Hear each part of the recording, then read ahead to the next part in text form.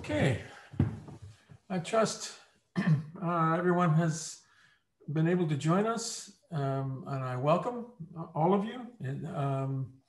As they say in Paris, Katrin is si nombreux. It's a very good number, and I'm absolutely delighted to have so many people attending.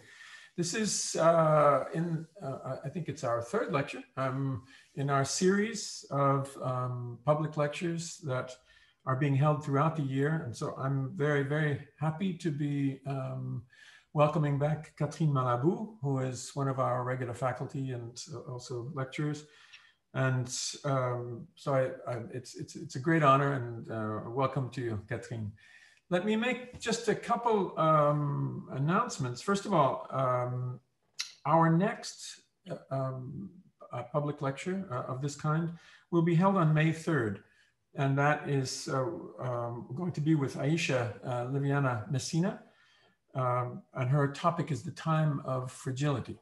And that will be something of a reflection on what we have been going through. So that I look forward to that very much, May 3rd for that event. And let me mention to you that Katrin will be leading off our 2021 session, our proper academic session, in June. Our course starts on June 19th with a seminar entitled Unconscious and Negativity, Freud, Lacan, and Their Critical Legacies. And you can sign up for this now. Go to our website. The homepage of our website will give you the proper avenue for signing up. So again, we're delighted to have her in that lead-off position in the session. I will just mention to you that Katrin will accept questions, and you can register these in the Q&A box available there. Please keep these questions relatively short. Otherwise, it's difficult for the speaker to handle all of the material and to be able to move swiftly, particularly after giving a talk. So we'll be grateful if you can make those questions succinct, and Katrin will do her best to address them. I want to thank the Fakultet Medije et komunikacije for their partnership in this lecture series. It's nice to have them there in Belgrade with us.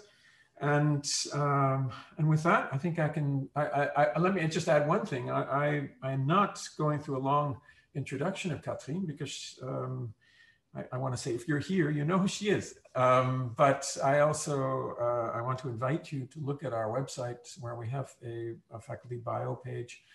Katrin is her background, her achievements are well represented there. So although it could be that we need to do updating, she's very prolific. So, but in terms of her background, you can consult that page. So with that, let me pass the screen to Katrin Malabu and thank her once again for coming tonight. Well, thank you very much, Chris, for this introduction. Thank you for inviting me to give this talk, and thank you, Nemanja, as well.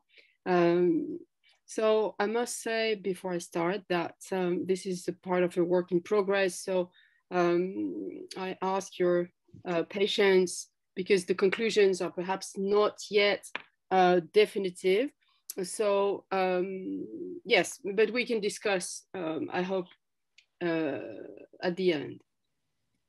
So focusing on Foucault's last seminars, the government of self and others, but most particularly the courage of truth, I intend to challenge what has become a usual, standardized way of reading them. In these seminars, Foucault, insisting upon their incompatibility, would have achieved his move from politics to ethics. Through what he symptomatizes as what he calls the crisis of parrhesia, I will come back to that in a moment, that is the growing discrepancy between truth and democracy in ancient Greece, he would have developed his ultimate concept of resistance, understood as a total withdrawal from the political scene. The paradigm of such a withdrawal would be the cynic form of life developed in the courage of truth, a form of life that radicalizes the motive of the care of the self. They develop mainly in the hermeneutics of the subject. And if the care of the self can still be seen as a negotiation between ethics and politics, the cynic form of life would be a clear rejection of all idea of community and political agenda.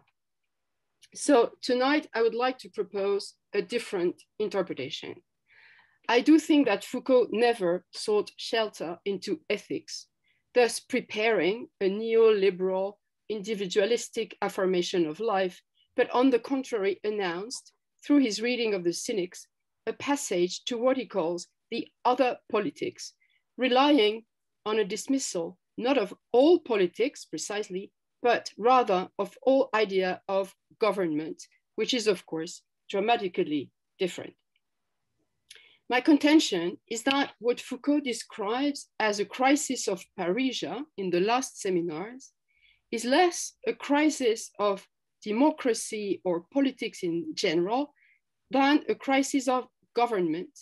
And the analysis of this crisis will lead in the courage of truth to a secret split between two concepts of subjectivity. My talk, and of course, I would like to show that this split between two concepts of subjectivity is the prefiguration for new thinking of anarchism. So my talk is structured as follows. First of all, I will present the evolution of the concept of government in Foucault. And then I will come to the crisis of Parrhesia. And then in the third moment, I'll come to anarchy in the last seminar, in the courage of truth. So first moment, as we know, there are three main steps in Foucault's conceptualization of the concept of government. The first one is quite traditional. In the early text, government is defined as, I quote, the supreme instance of executive and administrative decisions in state systems as the institution, in the juridical meaning of the term, devoted to the exercise of political sovereignty. So classical definition of government, the government is parallel to the sovereign. It is the institutional form of power. The first major transformation occurs in the seminar called Society, Territory, Population, which is from 1980 in French, where the neologism governmentality appears and will take the lead, as we know, on the analysis of sovereignty that Foucault will progressively abandon. Governmentality, Foucault says, refers, I quote, to the institutions, procedures, analyses and reflections, calculations and tactics, end of quote, that target population and normalize their behaviors. And this is also the birth where governmentality is contemporaneous for Foucault with biopolitics. So this is, of course, a major transformation.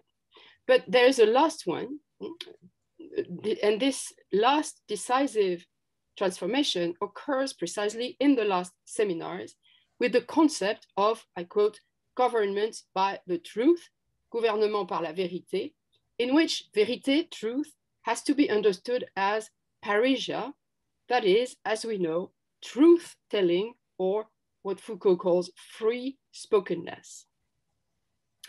Why did Foucault feel the need to, I quote, develop the notion of government of men by the truth? It may seem a bit strange after all these books devoted to governmentality. So I quote Foucault from The Government of the Living. He says, over the last 2 years, I have tried to sketch out a bit this notion of government, which seemed to me to be much more operational than the notion of power in the broad sense of mechanisms and procedures intended to conduct men, to direct their conduct, to conduct their conduct. But now I would like to try to show you how you cannot direct man without carrying out operations in the domain of truth, and operations that are always in excess of what is useful and necessary to govern in an effective way.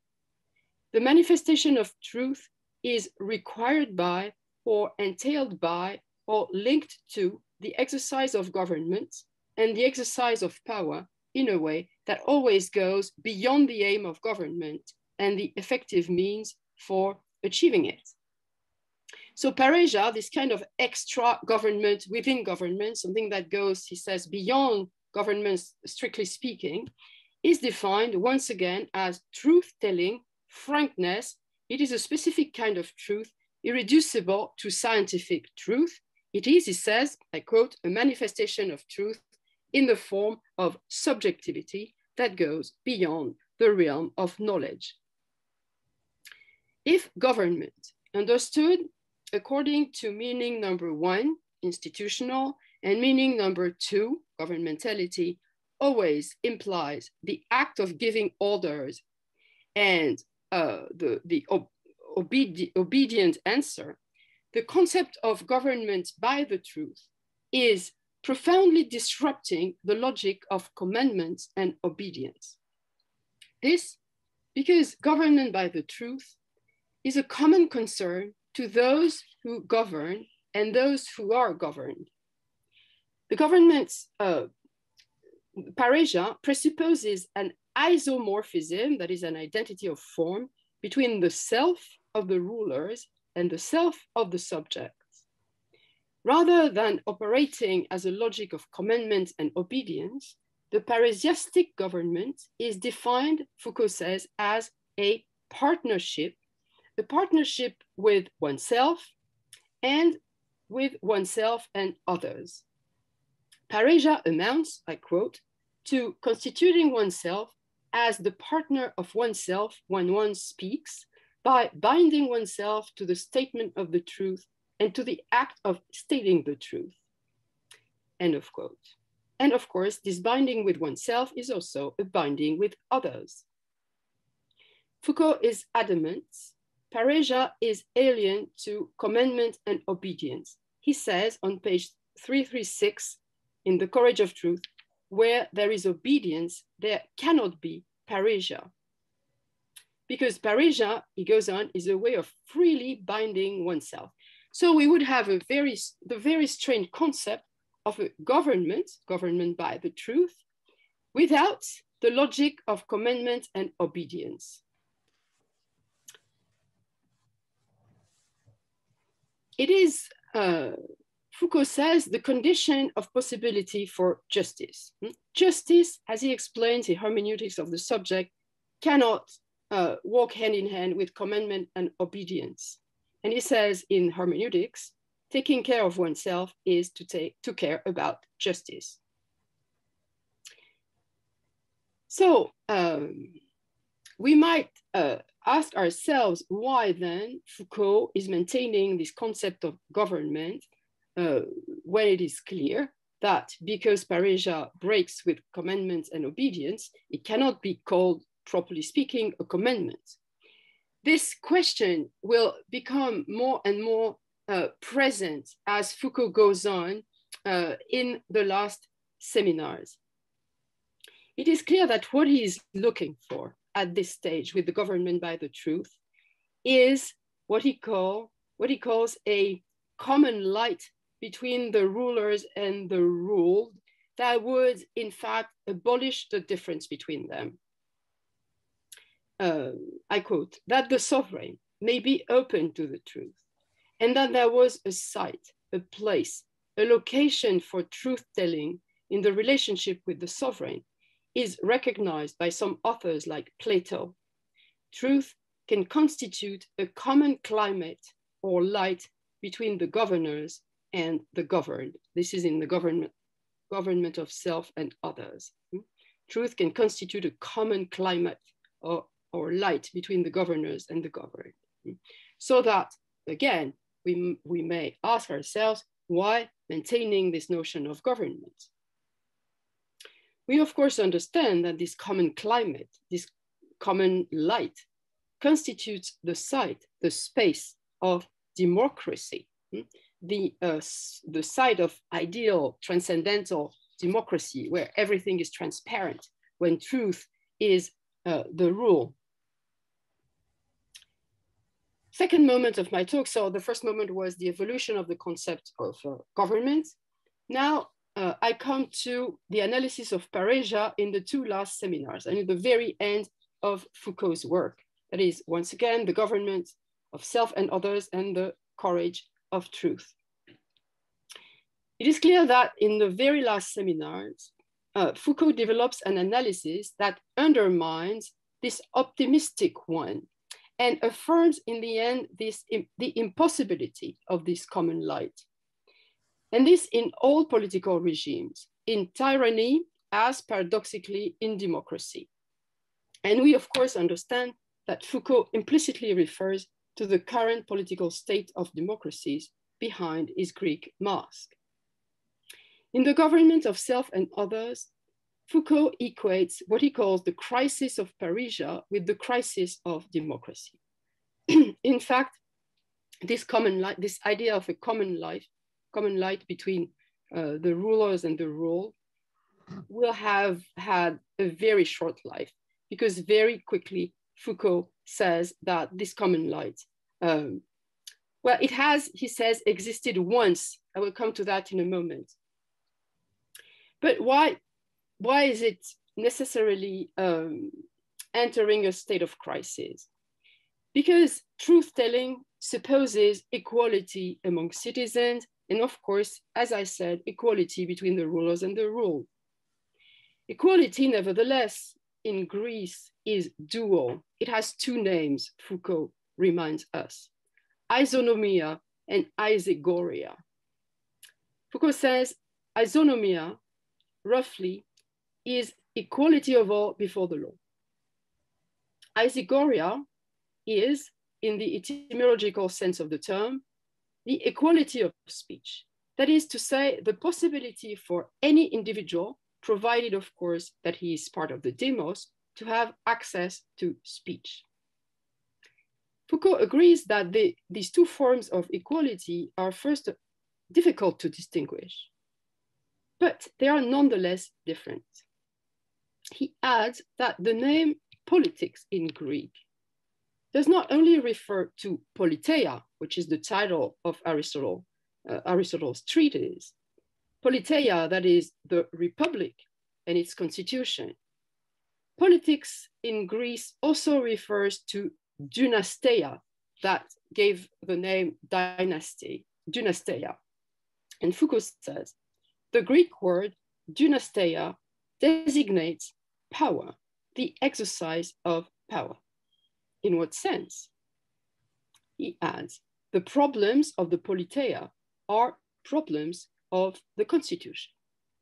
I would say that the problems of dynasteia are problems of the political game, that is to say, problems of the formation, exercise, limitation, and also guarantee given to the ascendancy exercised by some citizen over others. So we understand that dynasteia is what threatens the equality requested by the politeia. On the one hand, there is the political problems of the constitution, and on the other, there is the political game, that is the way in which some citizens necessarily have a kind of superiority over others. What does that mean? We remember the two equalities, isonomia and isegoria. Truth-telling requires a talent. And isegoria, you remember, is equality of speech. The possibility for any individual to have access to speech. Yes, but no one is equally talented to speak. Some are more talented than others when it comes to public speech. And the more talented have an ascendancy, a dynasteia, a superiority over others. The influent man possesses the keys to the political game. I quote Foucault. in the democratic game set up by the politeia, which gives everyone the right to speak, someone comes on the scene to exercise his ascendancy, which is the ascendancy he exercises in speech and in action. End of quote. So if isonomia is algebraic equality, everyone has a right, the same right, isegoria is proportional equality. Everyone has a right to speak, but only according to one's own talent, in proportion to one's own talent. The most talented have the dynasteia over the others. So we then see how isegoria is a form of equality that introduces inequality within the city. Those who possess the parrhesiastic skill at a high level are naturally meant to govern others. So what Foucault discovers is that, in fact, parrhesia reintroduces the logic of government because those who are more talented are commanding the others. I said there was only one exception, like the common light, the common climate was reached only once in Greece, and this with Pericles. Foucault quotes Thucydides, who praises Pericles, I quote, to have been at the same time the single most influent man, and yet not to have exercised his power through parrhesia in a tyrannical or monarchical way, but in a truly democratic manner, so that Pericles, all alone as he may be, being the most influential and not just one among a group of the most influential, is the model of this good functioning, of this good adjustment of politeia and parrhesia. So Pericles is altogether talented, one of the most talented, and at the same time, one of the most democratic person. But this, once again, happened only once in the history of Greece. After the death of Pericles, Foucault goes on, the balance was definitely destroyed. Henceforth, Athens, Foucault goes on, will represent itself as a city in which the game of democracy and the game of parrhesia, of democracy and of truth-telling, do not manage to combine and suitably adjust to each other in a way which will enable this democracy to survive. This representation, this image of the bad adjustment of democracy and truth-telling is found in a number of texts, end of quote. Parrhesia, after Pericles, then becomes only flattery, demagogy, and as Foucault says, false truth-telling. That's why parrhesia appears as both the condition of possibility and of impossibility for democracy. I quote, it introduces something completely different and irreducible to the egalitarian structure of democracy. End of quote. And we arrive at this paradox. There is no democracy without true discourse, but the death of true discourse is inscribed in democracy. And I quote Foucault again, these are, I think, the two great paradoxes at the center of the relations between democracy and true discourse, at the center of the relations between parrhesia and politeia, a dynasteia indexed to true discourse and a politeia indexed to the exact and equal distribution of power. So in fact, the balance between parrhesia and democracy, politeia and dynasteia is impossible. So I'm reaching here the turning point of my reading and start the third moment, which will be the longest one. Because of course, because of this crisis of democracy and this crisis of parrhesia, many readers, as I said to start with, have concluded that Foucault was desperate and that he was starting to dismiss the political at this stage because he thought that the crisis of democracy was inevitable and that no form of resistance could ever stop this, this crisis. And because he showed that even Paresia itself, as I said, was in fact embedded in a logic of commanding and obedience, that is a logic of government. So many readers have thought that Foucault was saying that the only way was to withdraw in oneself, to develop this kind of individual asceticism we've read so much about, with the technologies of the self, with the care of the self, etc., etc.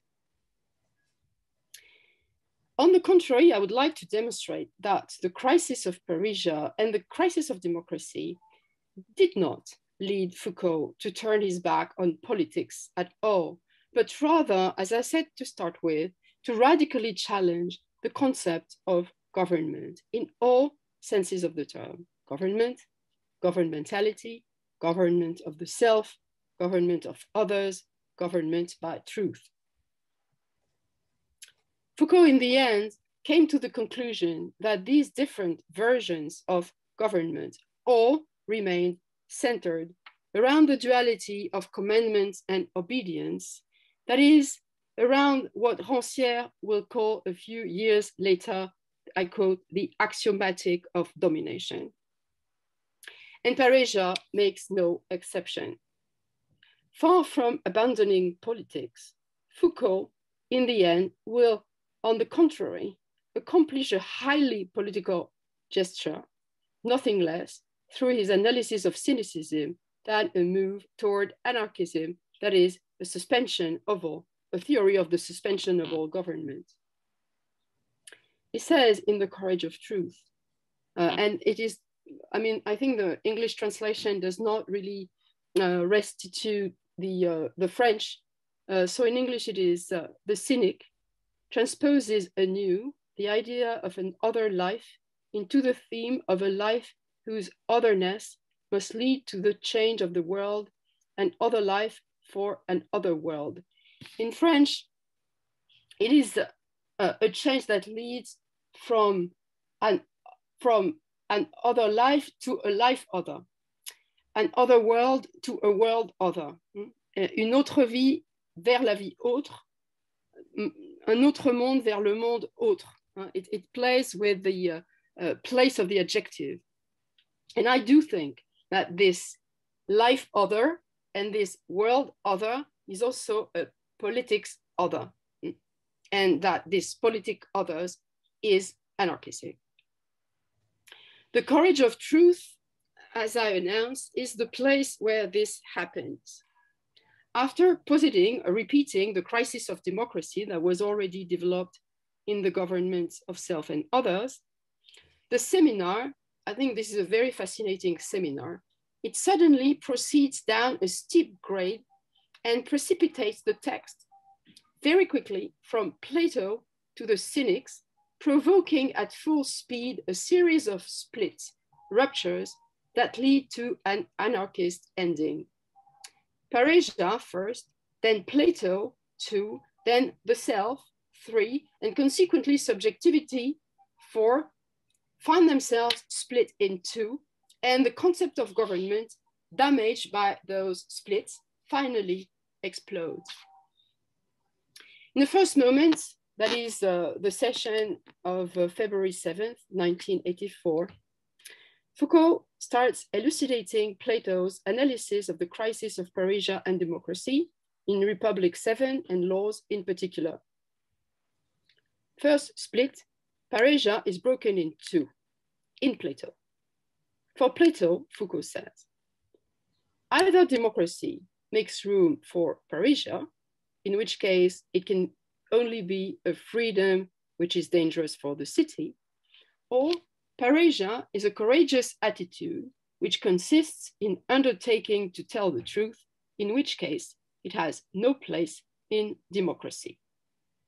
Okay, so this is a first split, but nothing really interesting at the moment. If we just stop there, okay, we know that Plato develops a strong critique of democracy.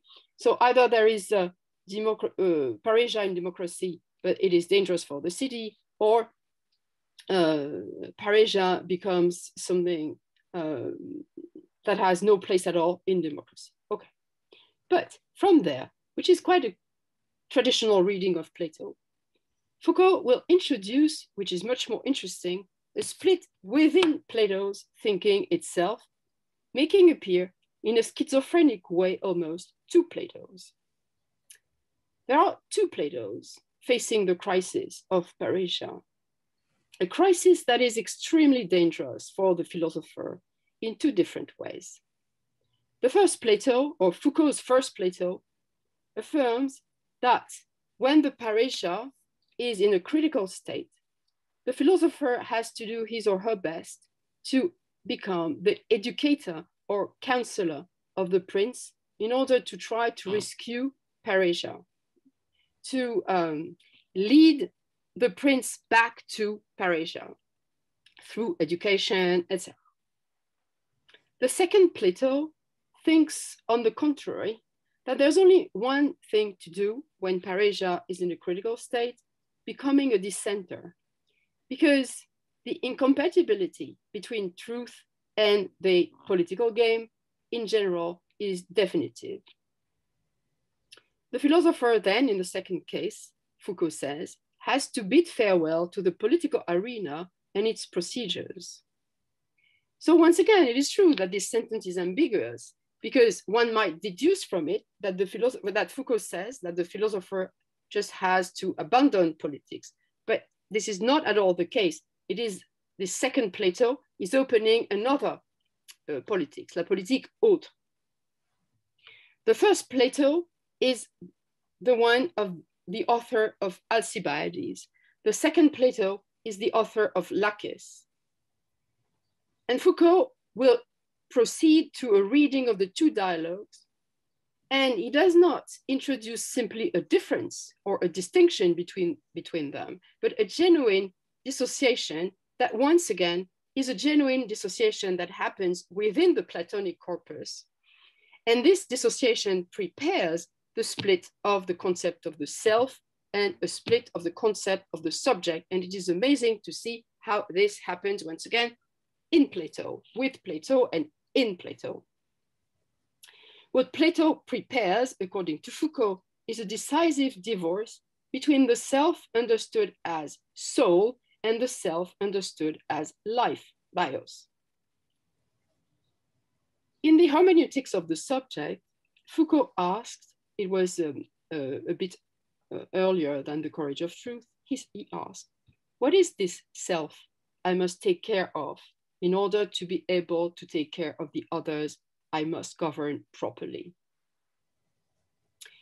In The Courage of Truth, chapter 9, he affirms that the answer to this question, what is the self that I must take care of in order to be able to take care of the others, I must govern properly, he affirms that the answer is not at all the same in Alcibiades and in Laches.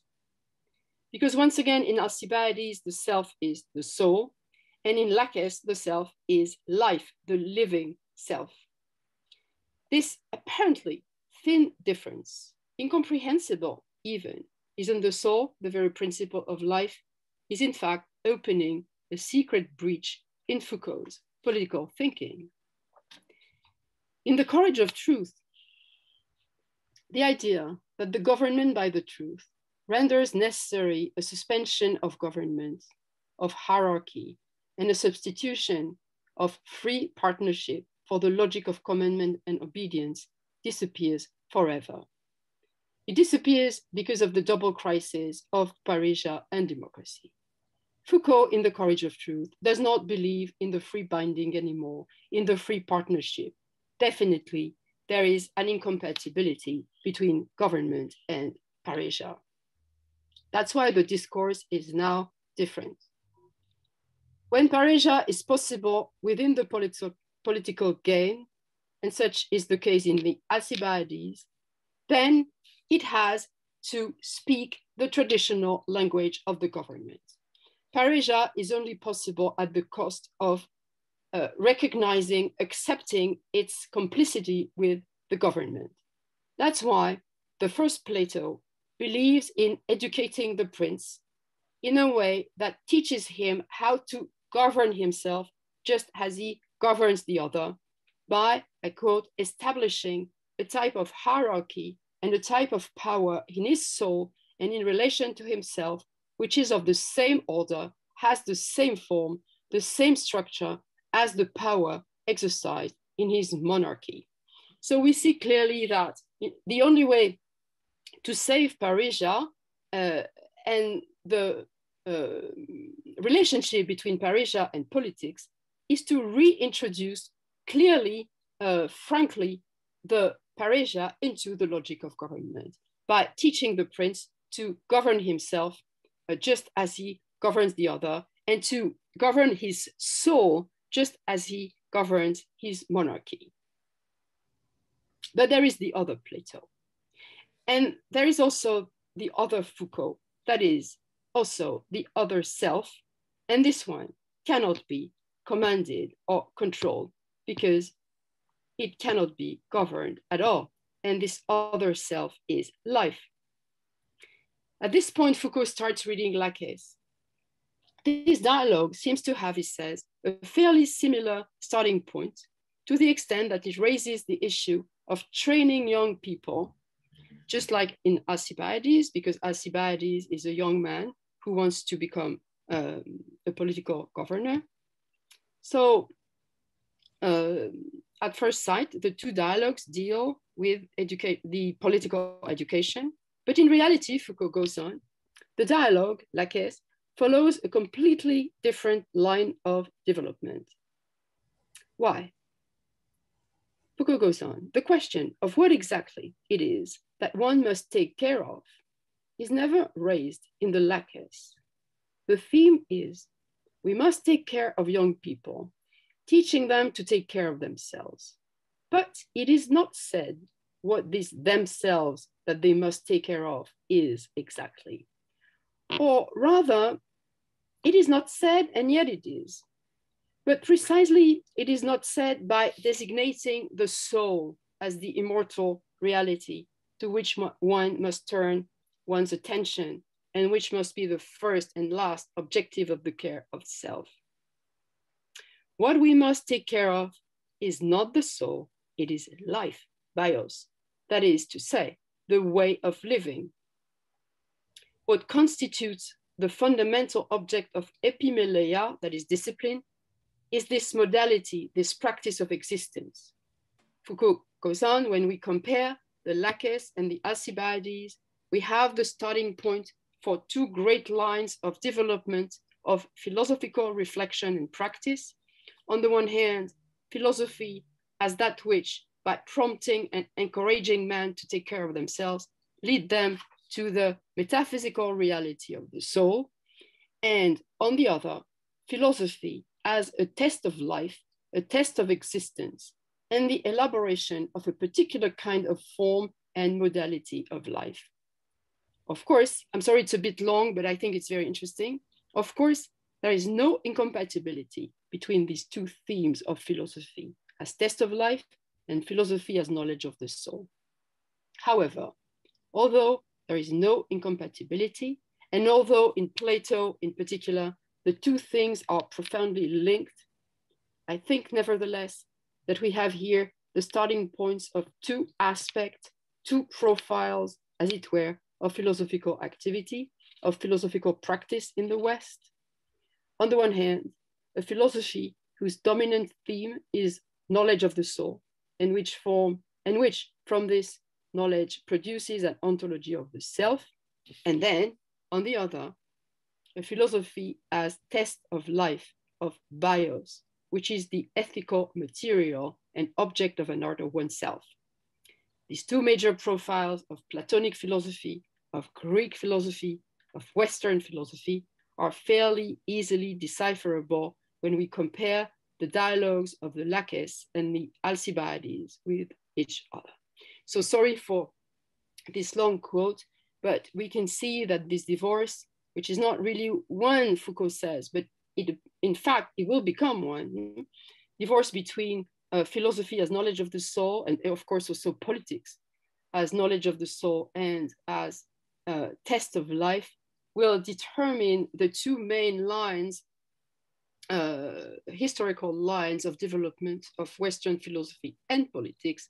And Foucault will show that the second one will be repressed by the first one, that the second one, that is the test of life, will disappear or at least become clandestine almost through Western history. And it is very clear that in this last seminar, he wants to revive it very clearly.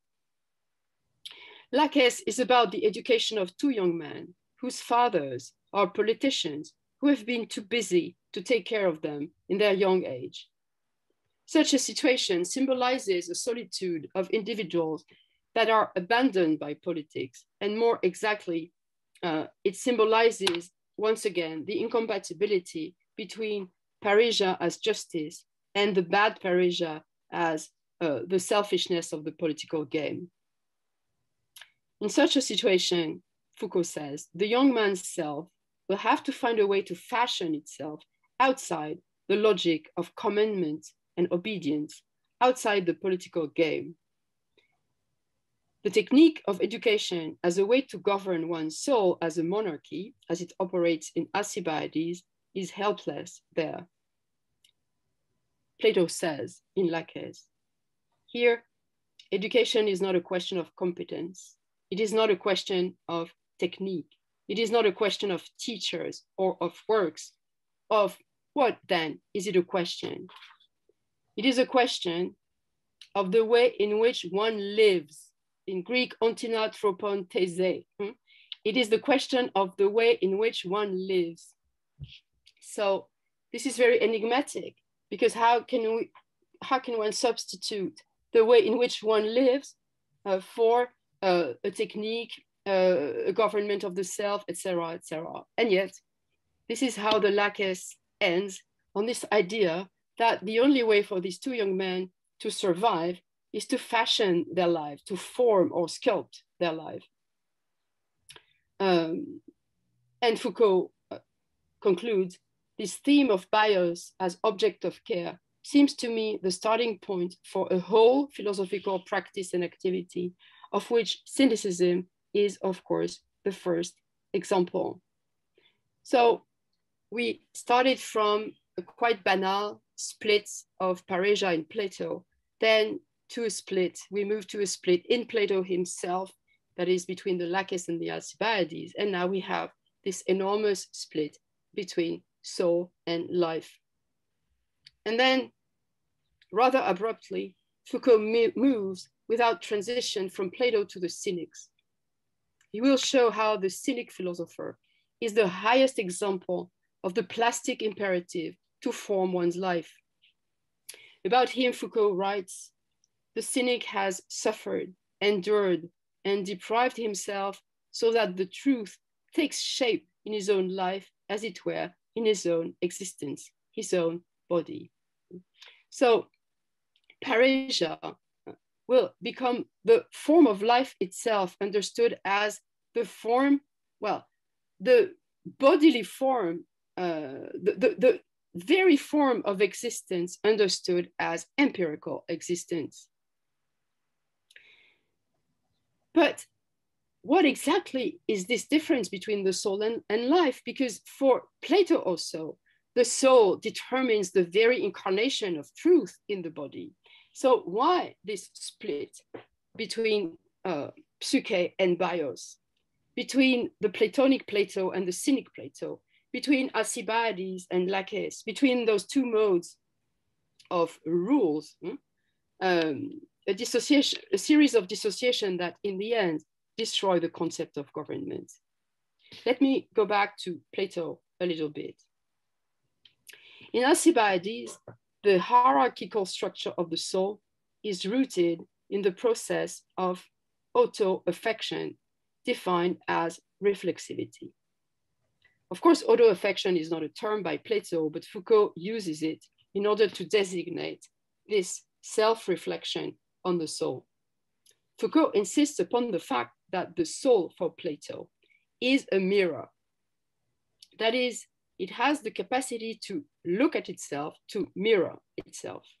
And this motif of mirroring is developed at length in the hermeneutics of the subject. I quote from the hermeneutics. If we want to know how the soul can know itself, since we know now that the soul must know itself, then we take the example of the eye. Under what conditions and how can the eye see itself? Well, when it sees the image of itself sent back to it by a mirror. However, the mirror is not the only reflecting surface for an eye that wants to look at itself. After all, when someone's eye looks at itself in the eye of someone else, when an eye looks at itself in another eye, absolutely similar to itself, what does it see in the other's eye? It sees itself. So an identical nature is the condition for an individual to know what he is. The identical nature, if you like, the reflecting surface in which the individual can recognize himself and know what he is, end of quote. So looking at one's eye in the eye of the other, such is the mirroring structure of the soul. But Plato insists that the other in which I look at myself is not on a vertical level. It's not an eye that is on the same plane, the same ground as mine, because in fact, the other's eye is the eye of God. Foucault goes on, it is God then that we must look at. For whoever wishes to judge the quality of the soul, he is the best mirror of human things themselves. We can best see and know ourselves in him. So the soul's gaze has a double direction. There is a certain horizontal, of course, direction, but there's also a vertical one. The soul, while reflecting oneself, looks above.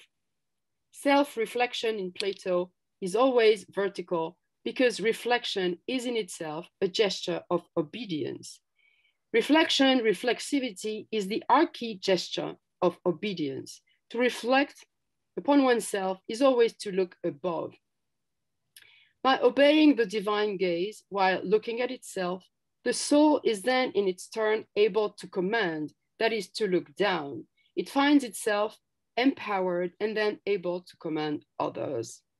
I quote Foucault, at this point, the soul will be able to conduct itself properly, and being able to conduct itself properly, it will be able to govern the city. That's why the economy of auto-affection, the economy of the soul, and the logic of government as commandment and obedience are inseparable. And that's why when Pareja wants to play the game of politics, it is inseparable from the soul, the logic of government, and the economy of auto-affection. And it would not be difficult to see that all definitions of government in Western philosophy and political theory rely in one way or another on this economy of auto-affection, that is of self-mirroring and self-reflection, that is, once again, this economy of commandment and obedience.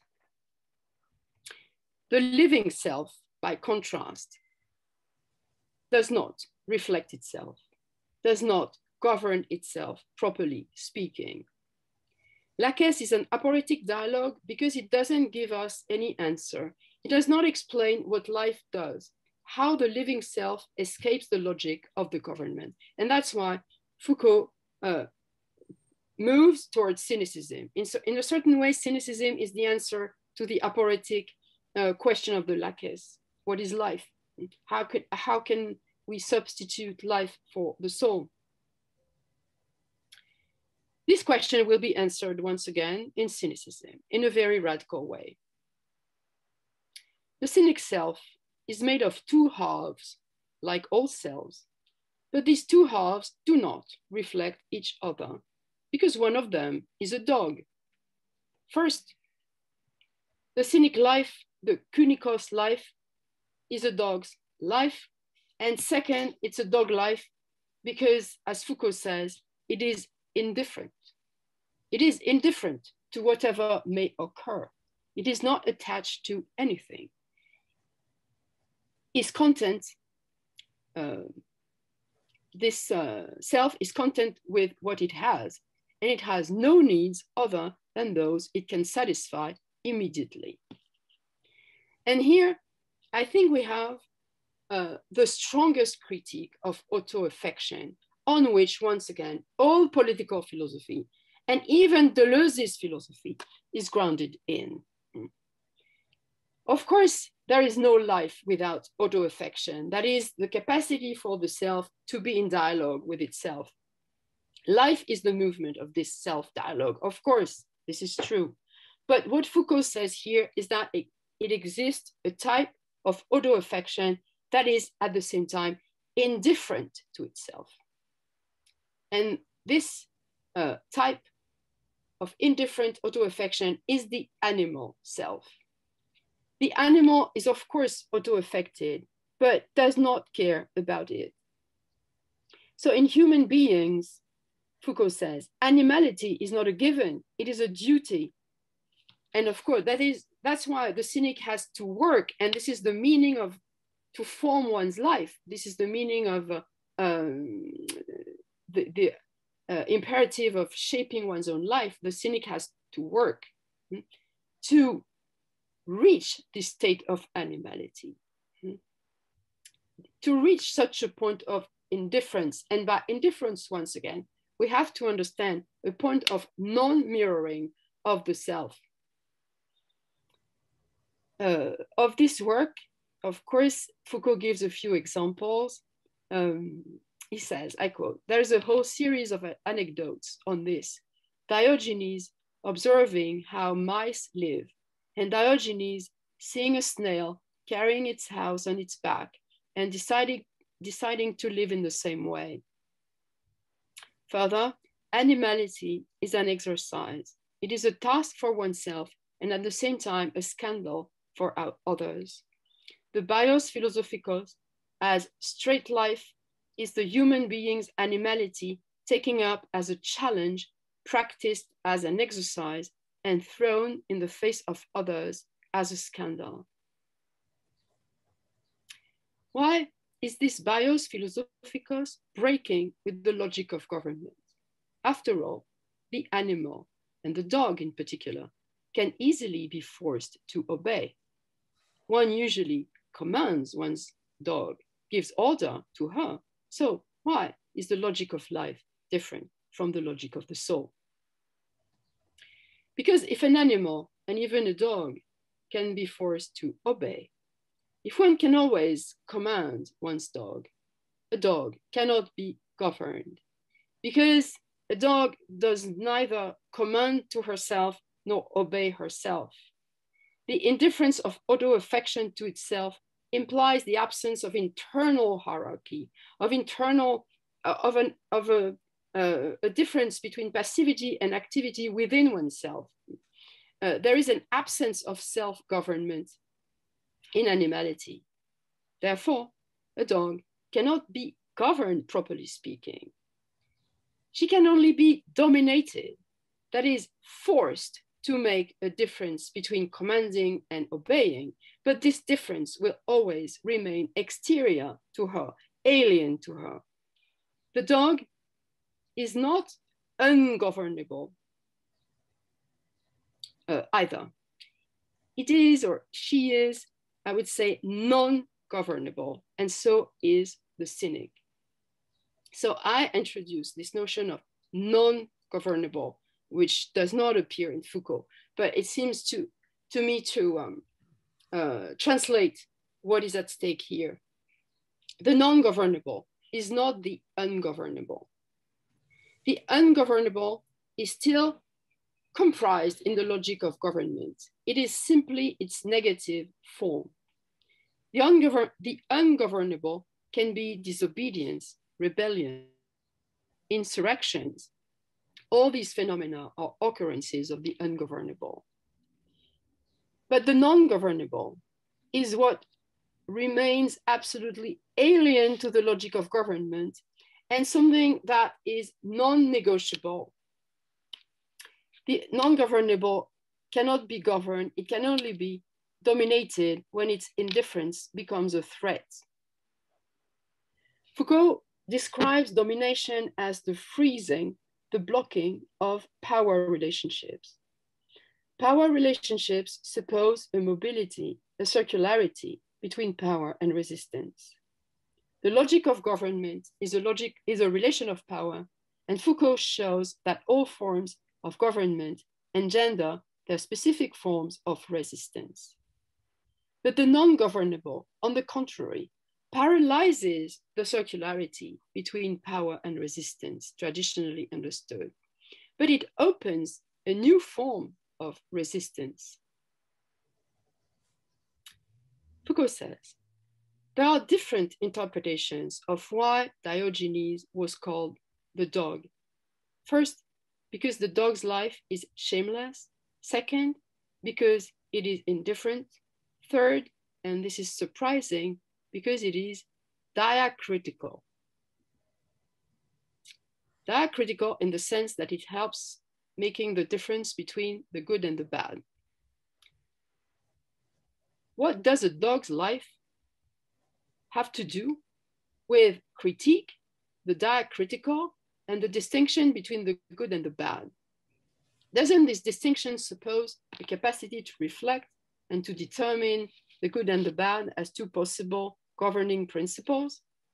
At this point, Foucault analyzes the ethical imperative of cynicism, which is change the value of the currency. And this imperative, in fact, implies moving from the soul to life. Change the value of the currency does not amount to change the metal of the coin, but the effigy of the coin. It symbolizes the philosophical life. And to lead a philosophical life implies to erase the first effigy on the coin, which was the soul, to replace it by another one, which is the dog's. In that case, the coin ceases to be a mirror. The change of effigy breaks the reflective surface. It represents what remains unreflected in auto-affection and reflexivity themselves, that is life, not the other life, but the life other. And then all of a sudden, this truth that we thought had disappeared reappears in all its splendor. There is truth only when reflexivity is impossible. The truth of cynicism is that truth cannot see itself, which does not mean that it is blind, but that it does not recognize itself in a mirror. When Foucault says with the cynics that truth can only bark, he thinks, contrarily to his previous contention, that truth is non-governable. It is something that can only be dominated because it cannot govern itself. It has this animal frankness. When the cynic tells the king that he, the cynic, is the genuine actual king, he does not disobey, but he says that a monarchy that knows itself, reflects itself, can only be its own caricature. Far from being identical with itself, Foucault's Greek subject is split, torn, between the monarchic government of the soul and the anarchist organization of the non-governable life. The non-governable is the cynic form of Parrhesia, and the cynic form of Parrhesia is the antique prefiguration of anarchism, not an ethics once again, or not only an ethics, but also a politics other. In The Courage of Truth, Foucault himself multiplies the references to anarchism. I just quote one before I conclude. He says, the aspect of bearing witness by one's own life of the scandal of the revolutionary life as the scandal of the truth was, roughly speaking, dominant much more in the movements of the mid-19th century. Dostoevsky should of course be studied, and with Dostoevsky, Russian nihilism, and after Russian nihilism, European and American anarchism. Anarchism is taking the courage for the truth, which the Greeks and Greek philosophy laid down as one of the fundamental principles of the life of the truth to its extreme consequence. So in the end, the act of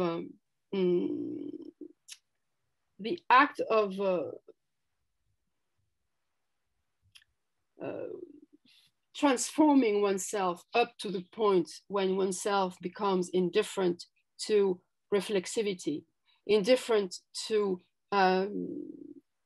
the possibility of seeing oneself, means that one becomes alien to the logic of government. I know this is a very, very strange way of putting things, but the problem is that all forms of reflexivity, as I tried to explain, always imply a difference between passivity and activity, and thus a difference between looking above and looking down, between receiving the form and giving the form too, that is, between obeying and commanding. So I would like to now conclude. We know that Foucault has expressed many times its distance from anarchism. In the last seminars, though, a new concept of the self emerged, and I think it is Foucault's own self. When parrhesia and the political game or scene are incompatible, when truth-telling has become pure demagogy, populism, or post-truth, or fake news, etc., it is too late to try to educate the soul of the corrupted ruler. The philosopher has to change the value of his or her own currency, and the answer to the crisis of democracy is the barking of anarchy. In fact, Foucault, it is true, has expressed his distance from anarchism, but at the same time, this distance has always been ambiguous. We know that in What is Critique in 1968, he defined critique as the art of not being governed, more exactly, not being governed like that, not so much. And he says, I think that in fact, the will not to be governed is always the will not to be governed thusly, like that, by these people at this price. Judith Butler has a comment on this sentence. She says, Foucault does make clear, however, that he is not posing the possibility of radical anarchy, and that the question is not how to become radically ungovernable. I'm not so sure. Once again, I think the question is not the ungovernable, but the non-governable. It is true that Foucault, for example, I quote a passage of an interview from 1973, in which he says, I'm not an anarchist, as I do not endorse this entirely negative conception of power. But he also says, I quote, the position I adopt does not absolutely exclude anarchy. And after all, once again, why would anarchy be so condemnable? He says in the Government of the Livings, he has this very famous sentence, instead of employing the word anarchy or anarchism, which would not be appropriate, I shall make a play on words. Let's again go a little against the trend and engage in word games. So I will say that what I'm proposing is rather a sort of anarchaeology. So he plays with terms moving from anarchy to anarchaeology. So I plan to study this long archive of Foucault's attitude toward anarchy with all its ambiguity. But it seems that in the end, Foucault had the courage of his own truth, the courage to break the ambiguity and let appear as a new effigy the face of his anarchism. Okay, and I'm done. Thank you very much. And sorry, I think it was a bit long. Quite all right, Katrin. It was very, very engaging, and time was no issue. Let me give you a few moments to look at the question and answers. I haven't done so myself as yet. I was listening to you, but let us. Why don't you take a look at the Q&A and see what you might want to respond to there.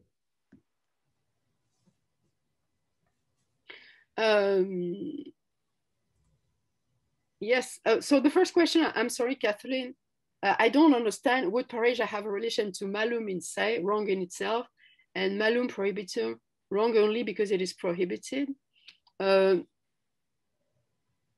I mean, it's an evil only from the point of view of the tyrants. I don't see why it would be an evil in itself, or even an evil because it is prohibited. Or yes, or it is an evil only because it is prohibited by the tyrants. I don't see why it would be an evil in itself. So I don't see other questions, by the way. Katrin, you want to go to the Q&A? I think you may have gone to the chat. The chat. Sorry. Yeah, no, that's fine. Yes. If you go to the Q&A, you'll find some questions. Okay. Oh, yes. I'm sorry. So Nathan, could you say something about the idea of truth, or some qualification to its meaning in these representations of Foucault? Yes, of course. So in fact, when he comes up with this idea of parrhesia, it is a truth that breaks with his previous notion of truth that was quite traditional. It was truth understood as knowledge, I mean, cognition, cognitive truth, scientific truth, and not the act of telling exactly what you think without hiding it. This idea of being frank with someone, and particularly with the governor. Parrhesia is a political truth in the sense that this is the meaning of democracy. One should be able to tell directly to the governors, the rulers, what we think of them. So it is the passage from, he says, objective truth to subjective truth.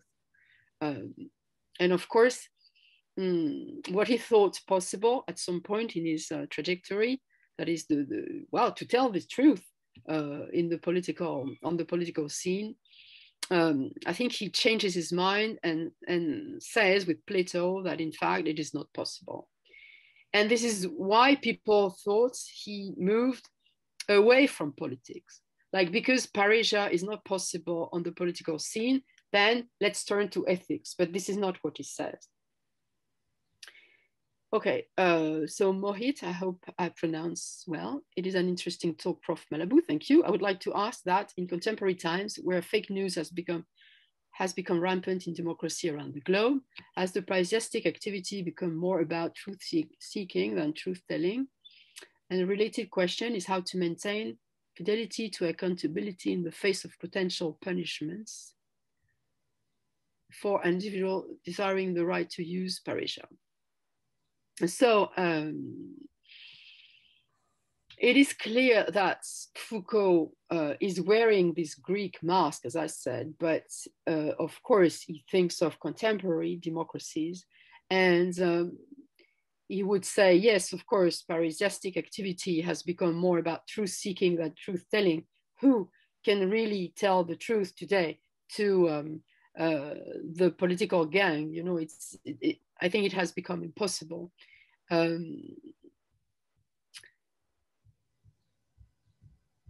Well, I think for the second part of your question, that's all the movements that took place, particularly in the US, against the violence of the police, and all the repression by the police is an answer to that.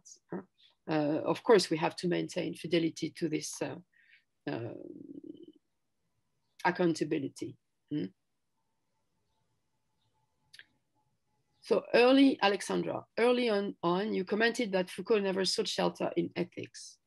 And yet, if we think ethics in the sense of a way of being, a way of reticence, and unconditional ethics, then perhaps the parrhesia is a new way for ethics that is precisely unsheltered, because it must always be grappling with politics.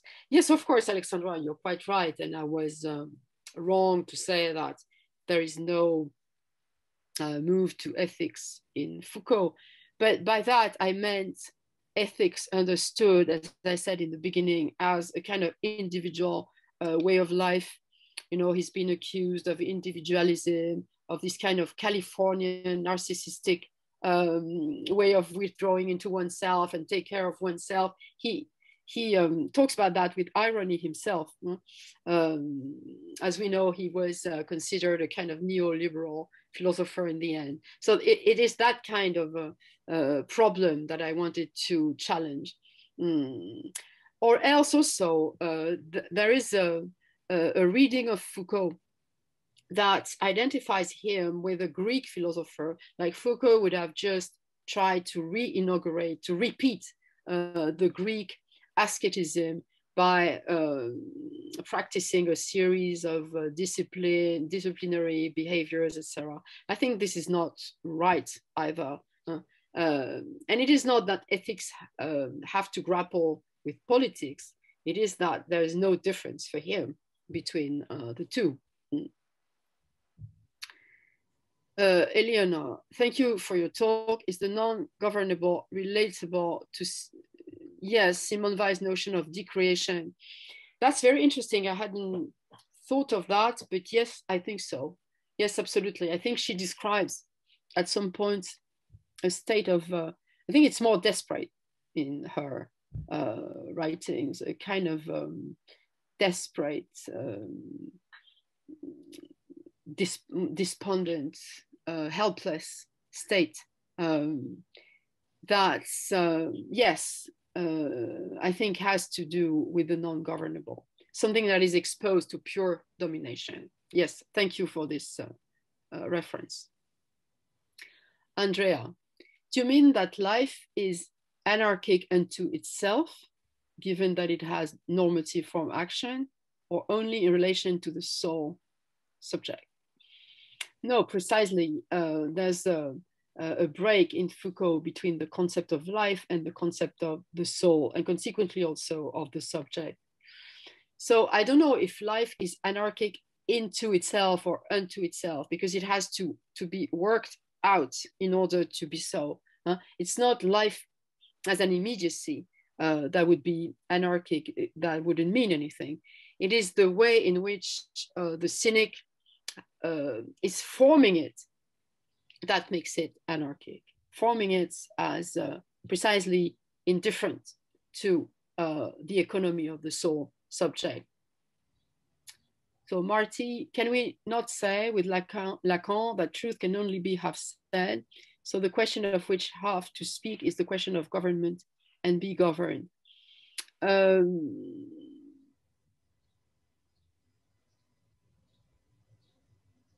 Well, truth can only be half said. Yes. And at the same time, I think that could not be any concept of truth without the idea that that truth can be said entirely.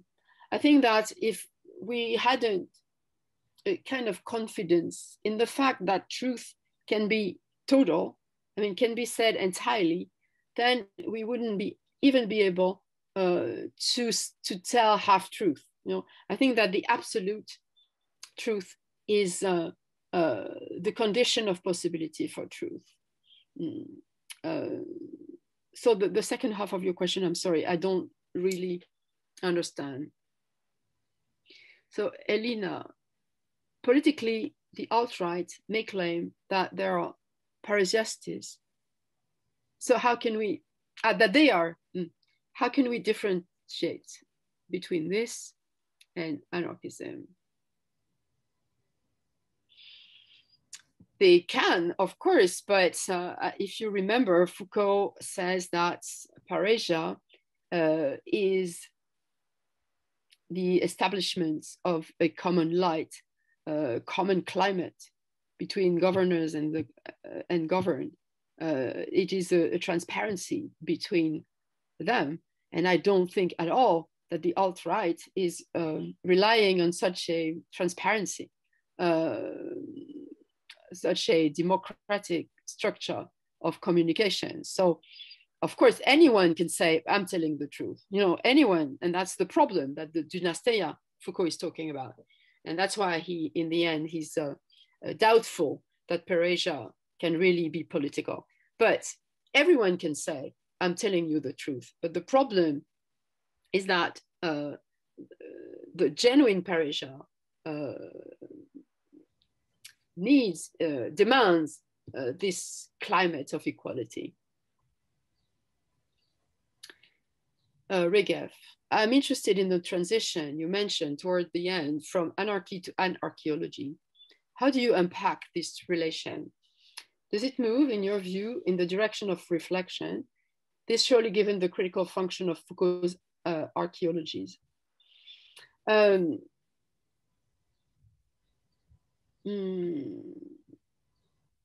fact, I remember this passage. This is where he refers to Feyerabend. I don't know if you know this book, Against Method. So Feyerabend is a physicist who develops what he calls an anarchic method in science. It's an epistemology in which everything, he says, any method is good as far as it leads you where you want to go. So whatever works. And Foucault means by an archaeology that he means the refusal of any genealogical method, well, not in the sense that he gives to genealogy, but the refusal of any hierarchy. There is no good origin. There is no good method. Everything works as far as it explains what needs to be explained. He says that it is a way of playing with words. You remember that. So I wouldn't take that too seriously, the play between archaeology and anarchaeology. It is a way of elegantly dismissing the accusation of anarchism. I think this is all we can say at this stage. Okay, what could be the conditions for a practice of subjectivity and intersubjectivity that will allow the creation of a place of truth-telling?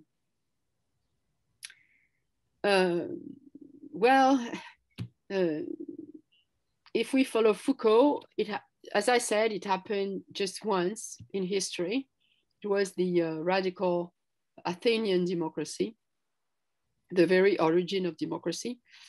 So I think that this practice does not exist. I mean, the conditions for this practice are not reunited, unfortunately. So Gustave, you mentioned that there is a form of resistance particular to domination as opposed to government. What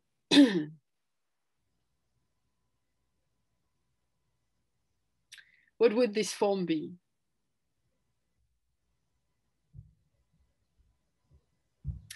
Well, yes, this is a very difficult question. It is true that this is what Foucault says in the end, and that he analyzes this form of resistance to domination as, in fact, it is a resistance that has very little chances to win, because domination is, of course, stronger to resistance. He says the only resistance is the manifestation of one's own fragility. That is the manifestation of one's own animality, precariousness. And this is also something that Levinas will analyze as anarchy, ethical anarchism, like the inscription, the cultivation of fragility as a way to embody truth. And this is also what a certain Plato says, you know, the figure of Socrates corresponds to that also. Salka, I'd love to hear more about how to change the value of currency. If you could give examples outside the example of changing the effigy of the coin. Yes, I mean, you have to reread the two sessions of the seminar where he talks about the currency, which is very, very nice. this is a very nice metaphor, very interesting.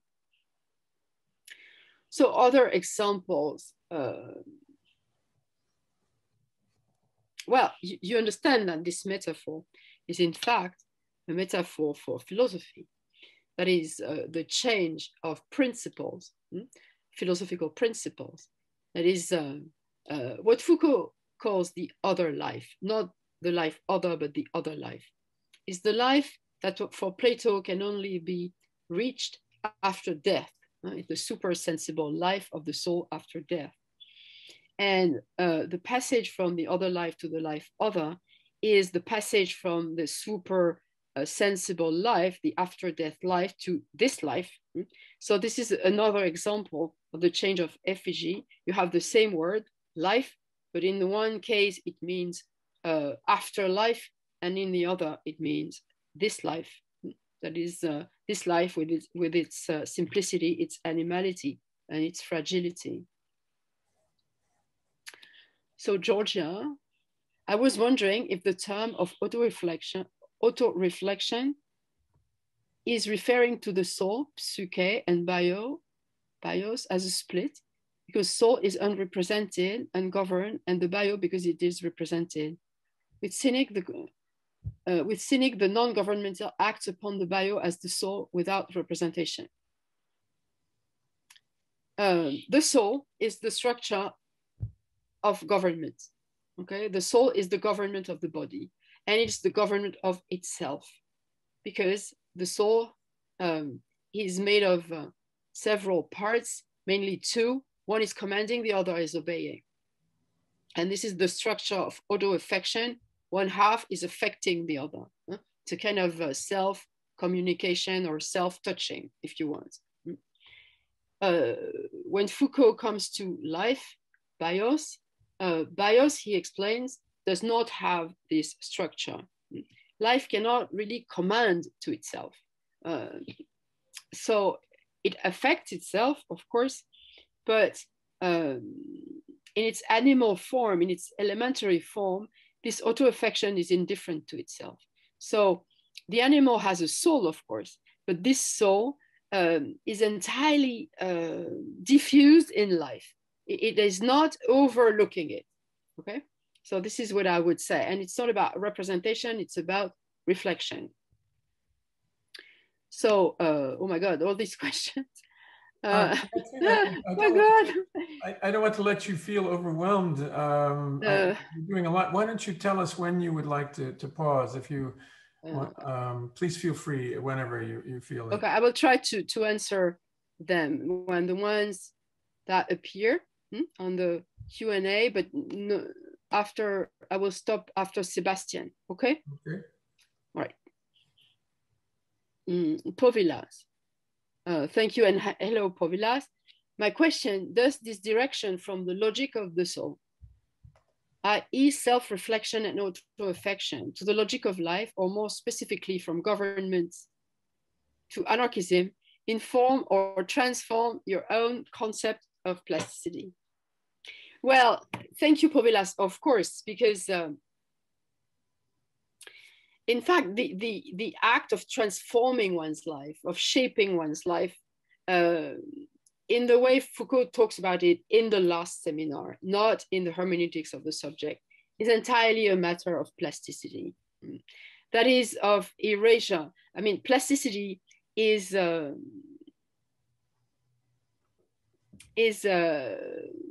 how can I say that? Very close to passivity, but it's contrary to passivity. Plasticity erases the difference between active and passive. So the plastic act of forming one's own life, of shaping one's own life in the cynic way, is, but it is the plastic act by excellence. That is the act of totally dismissing any hierarchy within life itself between a superior instance and an inferior one. It's the erasure of all subordination. So that's my first answer. And yes, I think that anarchism is the most plastic political form, because precisely it has to invent itself constantly. It doesn't proceed from pre-established rules.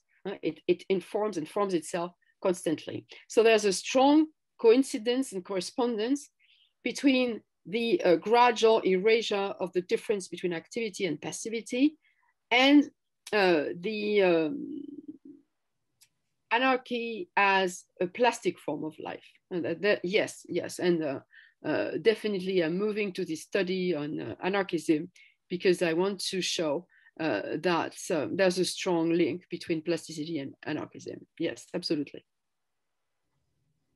So Katrin, it seems that Foucault is subscribing to a canonical view of the human as animal gone wrong, confer Heidegger's interpretation of Aristotle's the animal that has the word, and that part of his politics is a returning to animal or becoming animal by overcoming the conditions of the word of or language. Is Foucault going beyond this canonical paradigm?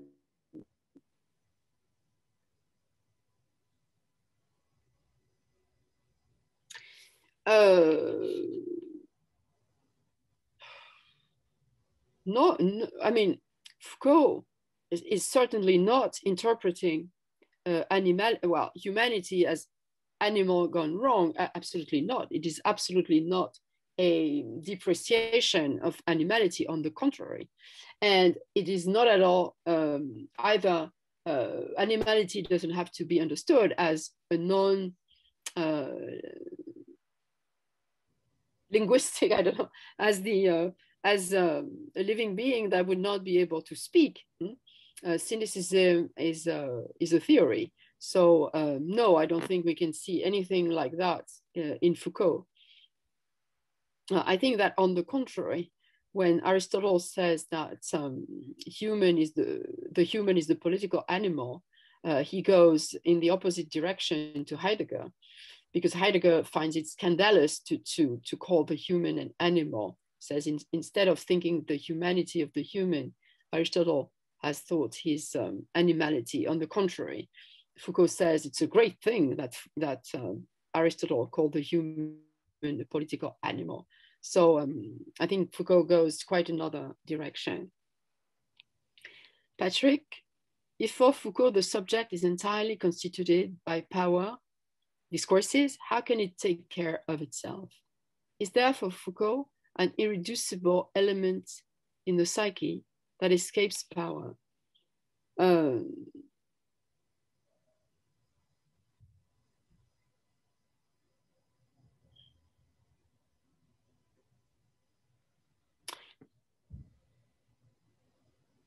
In fact, I think that at some point, when Foucault analyzes the care of the self in hermeneutics of the subject in particular, he shows that there's no incompatibility between power and care, because in fact, taking care of oneself means having power over oneself.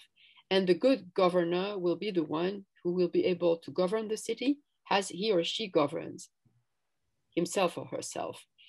So there is a Foucault for whom the psyche does not have to escape power because it can have power over itself. And then, as I tried to show, there is another Foucault, the last Foucault, that, yes, affirms that something in the psyche escapes power because escapes this model of government. François, is the animal life in bios comparable to the notion of Zoe? If this is non-governable, then is it counter to Agamben's notion of Zoe as bare life? So yes, that's very interesting. I would have liked to have time to develop the follow-up of Foucault by Agamben, because of course, here you see in the last seminar, in Foucault's last seminar, you see the first formulation of life as a political instance. And of course, Agamben takes everything from Foucault there. And this is what he says in the last the last book of Homo Sacer, you know, the big collection now that Homo sacer is. I think the last one is the use of bodies, I think. And he says that he recognizes that he took his notion of life from Foucault.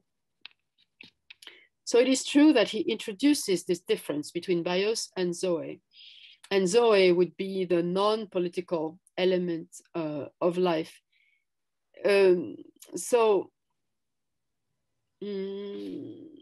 What he calls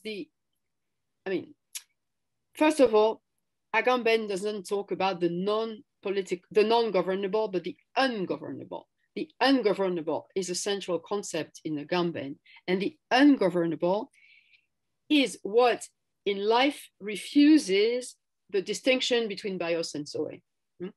He says we have to find a zoe which is entirely its bios, or a bios that is entirely its zoe.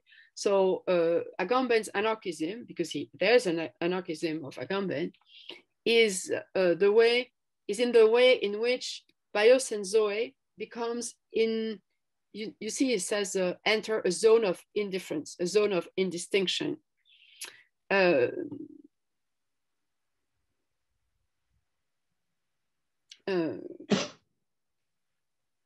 My problem, well, I don't have time to explain what my problem is, but just, with the ungovernable, he doesn't touch on the non-governable. This for me are two very different notions. So of course he adds something to Foucault with this notion of zoe, but he adds something and at the same time he subtracts something, because Foucault is more on the side of the non-governable. So May, hello May. My question is there a way of coming back from this misappropriation of the dichotomy of life-soul in Plato for Western culture? Is there a turning back towards life, or is it not possible? And as such, the soul will continue to dominate over life. Thank you. Well, May, this is what is happening after Heidegger. Being is not that much the central concept. Life has taken over. So it's not that much the soul that has disappeared, but being. And today, if you look at contemporary philosophers, practically all of them, they all talk about life. Life has become the central concept.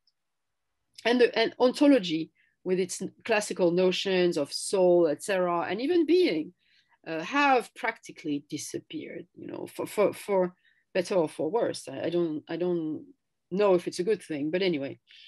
Agamben has a text called Pure Immanence, in which he says in the beginning that the philosophy to come will be about life.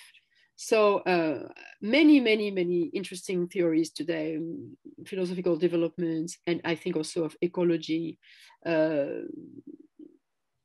all developments on Anthropocene, etc., revolve around this concept of life. So perhaps we have a reversal.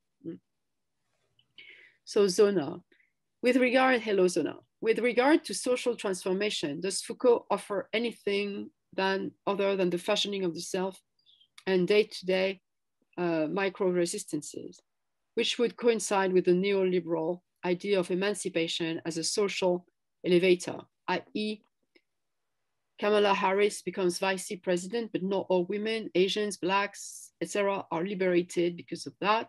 Just a lucky individual that made it through the cracks of hierarchy and domination.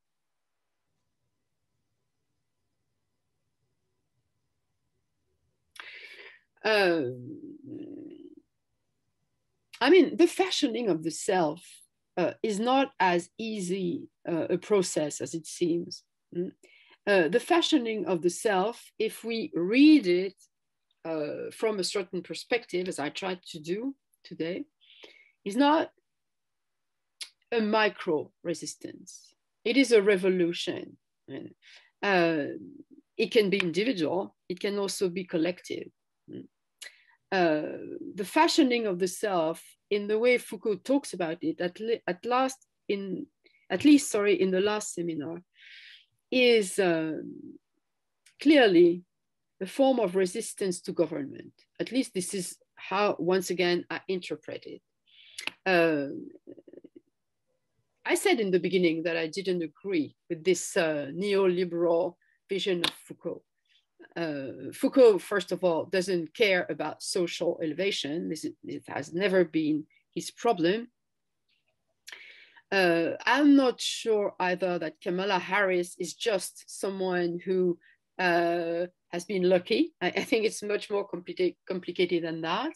I think that perhaps there is something like a fashioning of the self, of the Black self today, a political fashioning, fashioning of resistance, understood as fashioning of life in Black communities, a new form at least. So no, I don't agree with you. So no. So I would say no. So Lynn, can you say something about the difference between the cynic's life and life as an invention of the 19th century? Okay, in the order of things, Foucault says that before the 19th century, life itself did not exist. Bios, in the 19th century sense, is what is managed and intensified in biopower. This distinction between the cynics and the 19th century raises questions for me about what Foucault is up to when he puts on his Greek mask. The Greek are not a model for us. So yes, this is very interesting and very accurate question, because you're right. And I should have paid more attention to this today. Life cannot be understood in Greece as it was, as it will be later in the 19th century. And you're totally right that in the 19th century, life is understood, well, the concept of life in the 19th and 20th century is understood by Foucault from the angle of biopolitics. So it is a series of, I don't remember, it says living processes, and there's not even one concept of life, but a series of elements that can be grouped under that term and that are disciplined by biopolitics. And life also has become the object of biology, which is not the case in Greece. So you're perfectly right to say, what is this concept of life Foucault is talking about in Greece? So I should have, of course, specified that bios in the Greek universe is, of course, not this series of objective, measurable processes that will appear in the later biology, but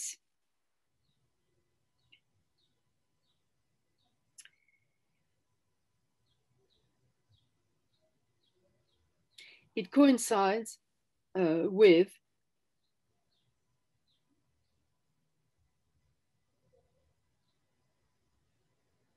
that's a very difficult question you're asking. It coincides with, it's not the natural given either, because this also perhaps did not really exist as a concept in Greece.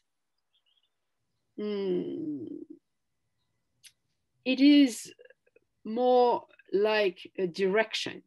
It is more, life appears more as a task, something like when Foucault talks about asceticism, ascesis means task.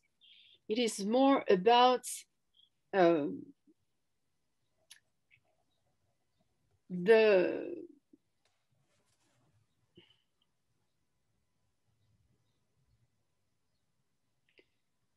it's more like answering a call, not in the moral sense of the term, but in the existential sense of the term.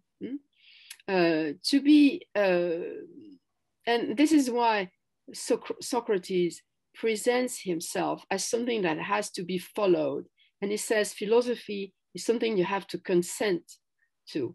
that is to be followed. This is a task. This is something that you don't know.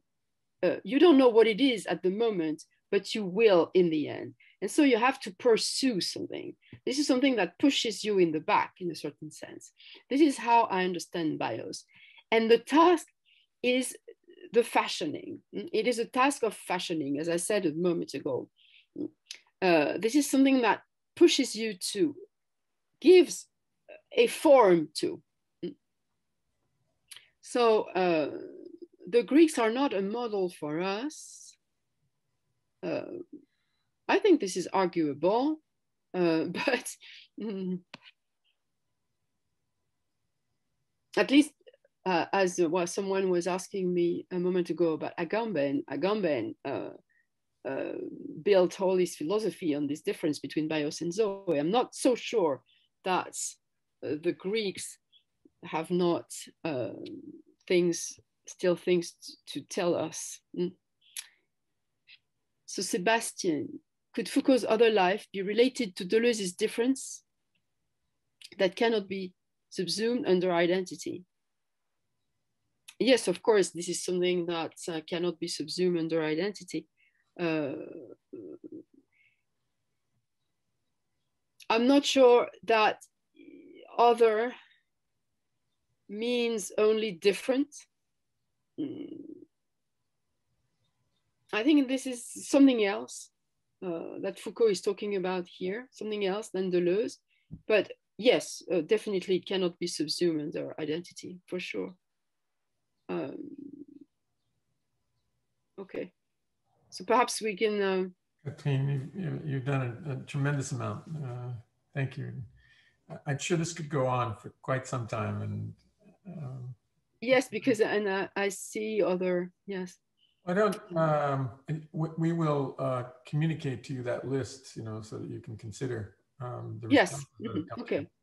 And let me just thank all the respondents for a set of yes, really absolutely. No, it was great questions, really. I think that those questions are a function of the talk itself, which is really very very compelling and engaging. So let me thank you. I had a couple thoughts, but let us bring this. Yeah, to we can always discuss.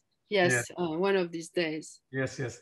And let me just thank you as warmly as I can for really a rich and engaging talk. So thank you. Take care of yourself, all of you. Take care. Yes. The public there, take care of yourselves. And I look forward to seeing you, I hope, in the coming events. Thank you. Thank you very much. Bye-bye. Bye-bye. Bye-bye.